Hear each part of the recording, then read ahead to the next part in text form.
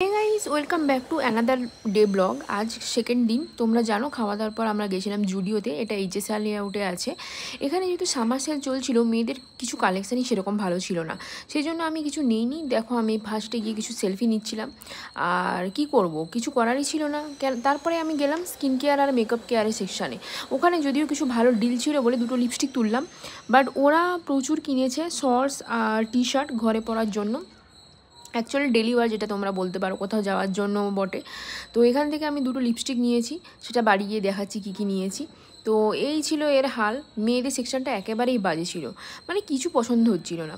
তারপর বাইরে বেরিয়ে দেখলাম 6:30টার সময় চরম বৃষ্টি। ভাবা যায় একটুকে কত ভালো ওয়েদার ছিল। এই সব দেখে আর কি করব, মানে এখানে কিছুক্ষণ আটকে পড়লাম, তারপর অটো করে আসলাম বাড়ি। এই দেখো আমি দুটো এই শেডের লিপস্টিক নিয়েছি। এখানে কোনো নাম্বার নেই, একটা মব শেড আর একটা চেরি ব্লসম ছিল। তো যখন পড়বো তোমরা দেখতে পাবে। এই দেখো ওরা এখানে শপিং করেছে। তারপর বাড়ি এসে একটুখানি আড্ডা হলো সবার সাথে। এখন বাজছে 9টা মতো, ডিনার বাড়িতে বানাবো। চলো, ভালো লাগলে লাইক শেয়ার সাবস্ক্রাইব কমেন্ট করে দিও আমার চ্যানেল।